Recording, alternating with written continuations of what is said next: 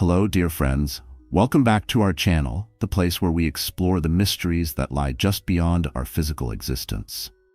If you're someone who's ever wondered what happens after death, or if there's more to this life than what we see, you're in the right place. Today's story is one that will both move you and shake the foundation of what you think you know about life, death, and the spiritual realms in between. It's the powerful and detailed account of Fernanda Santos, a woman from Brazil who had a near-death experience, NDE, following a severe electric shock, an event that unfolded over 30 years ago, but left a lasting imprint on her soul and her understanding of what lies beyond this world. Stick with me, because in this story we look deep into her encounter with the unknown, the voices that tried to stop her, and what she saw on the other side. This isn't just another NDE story. This is one filled with messages, warnings, and spiritual insight. Fernanda Santos is now 41 years old. She lives a modest life in Rio de Janeiro, Brazil, where she owns a bakery and raises her 2 children. Outwardly, her life seems normal, just like yours or mine. But deep within her, she carries the vivid memory of an event that completely changed the way she views existence. You see, many years ago, something extraordinary happened. Something her family had almost forgotten. But it was brought back to life by a conversation with her cousin, who now lives in Portugal. This cousin had been grieving the loss of their grandmother and, in a desperate search for answers, had turned to the internet. While exploring videos about near-death experiences or NDEs, she suddenly remembered what happened to Fernanda many years earlier.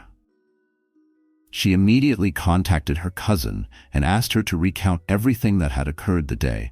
Fernanda was shocked by electricity and crossed the threshold between life and death. Now, for those unfamiliar with the term NDE or near-death experience, it's a phenomenon often reported by people who have come close to dying or were declared clinically dead, but came back. Many describe visions of light, contact with deceased loved ones, and an overwhelming sense of peace, or sometimes fear.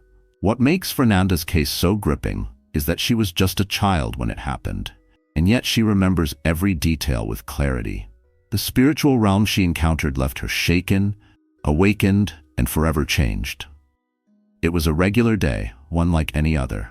Fernanda was living with her parents and older brother. That day they were expecting a visit from her aunt, and her mother had prepared a special lunch to welcome her.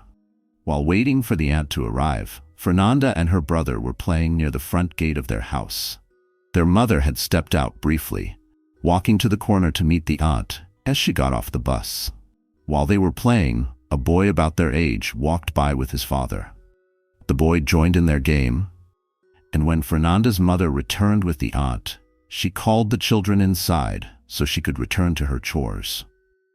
The boy's father agreed to let him go into the backyard with them to continue playing. At that moment, Fernanda's father, who worked night shifts, was resting in the bedroom. The air conditioner in the room was turned on. Fernanda's brother, who she described as very mischievous, said he was going to jump the wall to go buy ice cream, leaving Fernanda behind with the other boy. That's when it happened.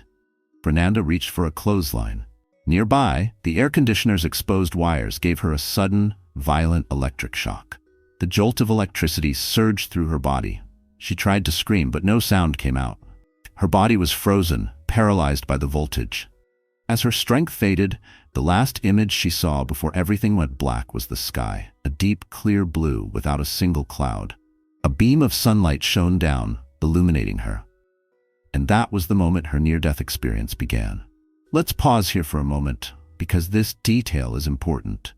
That image, the clear blue sky and the single ray of sunlight, has shown up in countless near-death experiences. Many spiritual experts believe it represents a portal or passageway, the initial bridge between this life and the next. It's as if the light comes to receive you, or signal that you're no longer tethered to your body. What's even more fascinating is that Fernanda had no fear at this point. Just a sense of drifting, as she slipped into what we might call the void. Fernanda says, "After losing consciousness, I found myself in a completely dark place. It was like I was asleep, but I was also fully aware. I could sense things around me, even though I couldn't touch anything physically. But strangely, I didn't feel cold. I didn't feel heat either. It was a comforting and cozy place. This is significant because many people associate darkness with fear or suffering. But for Fernanda, the darkness was peaceful. Yet, despite its comfort, she still wanted to leave. Even though it felt safe, I had always been afraid of the dark, and that fear made me want to get out of there. That's when I noticed something. In the distance, I saw a brightly lit place where there were many people. She then began to notice that some of the people seemed to recognize her, and she thought she recognized a few of them too. Her paternal grandparents, who had passed away when she was younger. I couldn't be completely sure it was them, but I felt it. It was like they were there, along with some of their friends. She felt an incredible pull toward them, like they were inviting her into that realm of light. But just as she began to move closer, she heard a voice, clear and firm. Go back, go back, go back, go back. She believed the voice belonged to her grandfather, but she couldn't confirm that visually. It was just a deep inner knowing. Still confused, she thought to herself, go back, but go back where? Yet she continued moving toward the light, and that's when the resistance intensified. More people began to appear. They were gathering, almost as if trying to stop me, and I heard it again. No, go back now. The voice was no longer calm, it was urgent. Go back now. That sense of urgency grew stronger and stronger, and Fernanda finally stepped back. She didn't turn around, but she backed away from the light. And in that moment, she woke up. Now this is where it gets really powerful.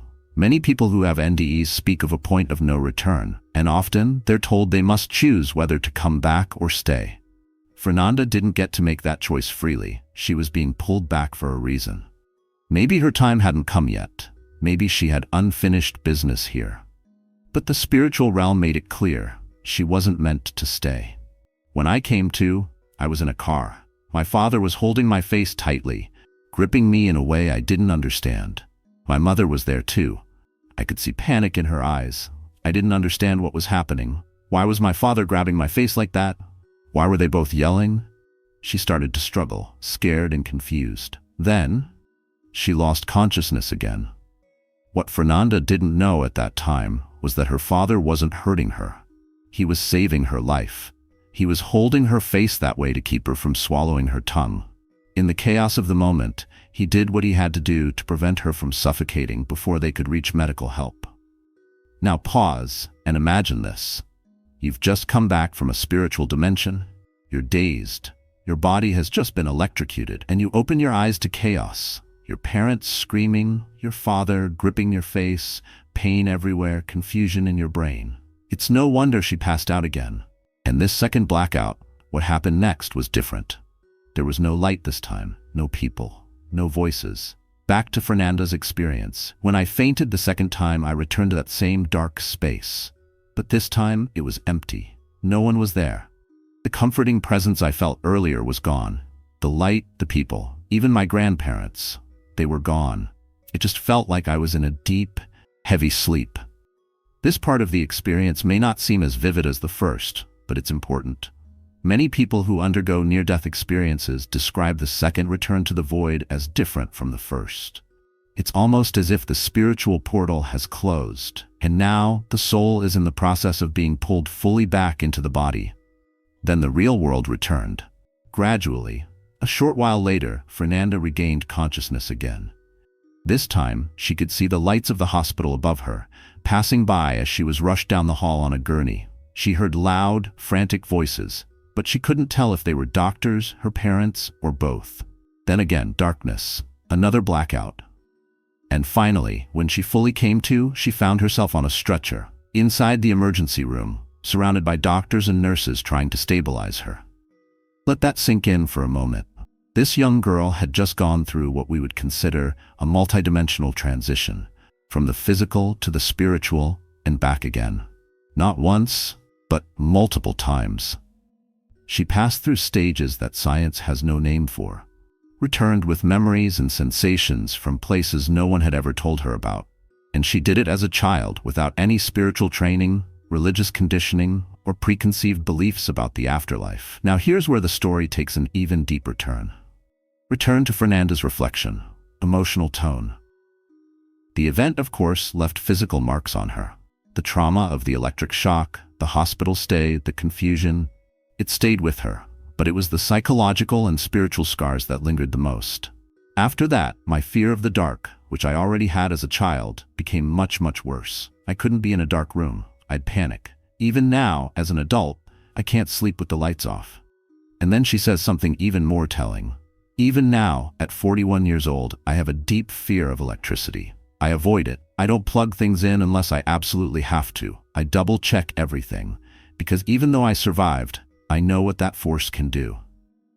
But despite the fear, Fernanda also gained something from the experience, a belief, a knowing. The experience made me believe that there is something beyond this world, something that science can't explain. I know what I saw. I know what I felt. She often thinks back to that moment when the voices, perhaps her ancestors, told her to go back. And one question still lingers in her mind, even after all these years.